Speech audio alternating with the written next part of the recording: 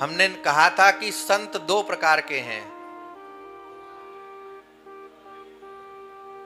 एक होते हैं असली और एक होते हैं फसली। दो प्रकार के होते हैं, एक फसली होते हैं। फसली मिलेंगे आपको देखने को मेला में, माघ मेला, अभी कुंभ आ रहा है, 25 में कुंभ है, कुंभ में आइए तो फसली आपको खूब देखने मिलेंगे, और कभी कभी इधर उधर भी देखने मिल जाते हैं। ये फसली कैसे होते हैं? जैसे 3 महीने 4 महीने में फसल पकती है और किसान काट करके फसल को घर ले आता है, ऐसे ही वेश बनाए हुए हैं, लाल पीला भगवा पहने हुए हैं और 3 महीना 4 महीना घूमते हैं, धन इकट्ठा करते हैं और फिर उसके बाद घर में जाकर के, अब खुद का विवाह हुआ नहीं, अपने तो बाल बच्चे हैं नहीं, लेकिन भैया भतीजे ले जा करके उनको दे देते हैं और 2-4 दिन रहते हैं और धन लेकर के घर वाले कहते हैं कि चल अब फिर जा।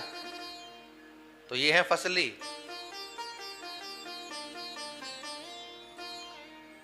साधु का धन, संत का धन लोहे का चना है, गाय का धन, ब्राह्मण का धन लोहे का चना है। ये पेट फाड़ के निकलता है, इतनी पीड़ा। इसलिए भूल से भी गाय का जो धन है, गाय की सेवा के लिए जो है, ब्राह्मण के लिए जो है, संत सेवा के लिए जो है, या संतों के पास जो है, कभी उसे लेने का भी मन में विचार नहीं करना चाहिए।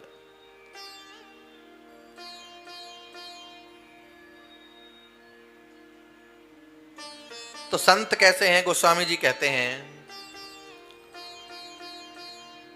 मुद मंगलमय संत समाजो, मुद मंगलमय संत समाजो, मुद मंगलमय संत समाजो, मुद मंगलमय संत समाजो, जो जग जंगम तीरथ राजो, जो जग जंगम तीरथ राजो, जो जग जंगम तीरथ राजो, जो जग रंगम तीरथ राजो, मुद मंगलमय संत समाजो,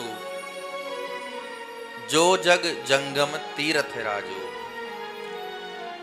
ये चलता फिरता तीर्थ राज हैं, तीर्थों के राजा हैं। तीर्थों के राजा कौन हैं? प्रयाग।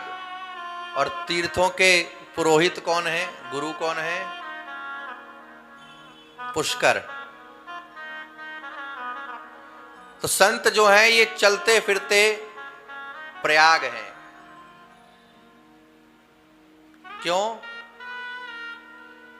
क्योंकि संत एक जगह टिकते नहीं है।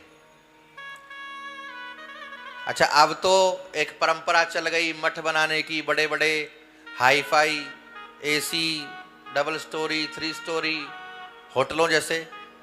पहले ऐसी व्यवस्था नहीं थी। पहले संत घूमते थे, जमात लेकर के घूमते थे, 100 साधु, और किसी नगर में पहुंचते, गांव में पहुंचते तो नगर गांव के बाहर अमराई होती थी, बगीचे होते थे, बाग होते थे, उसी में डेरा डलता था, उसी में ठहरते थे।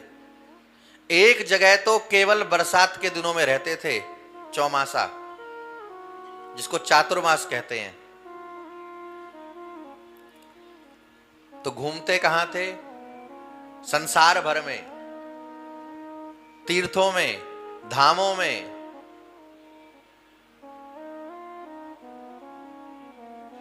तो जो व्यक्ति तीर्थ में नहीं जा पाता था, धाम में नहीं जा पाता था, गृह कार्य नाना जंजाला, तो वो संतों के दर्शन करके, उनकी सेवा करके यही विचार कर लेता था कि इनका दर्शन करने से मुझे तीर्थों का दर्शन हो गया, इनकी सेवा करने से तीर्थों की सेवा हो गई। तो ऐसे जो चलते फिरते प्रयाग हैं संत, उनमें राम भक्ति जो है वो गंगा की तरह है, जिसका वो प्रचार करते हैं। भक्ति कैसी है? गंगा जैसी। भक्ति कैसी होनी चाहिए? गंगा जैसी।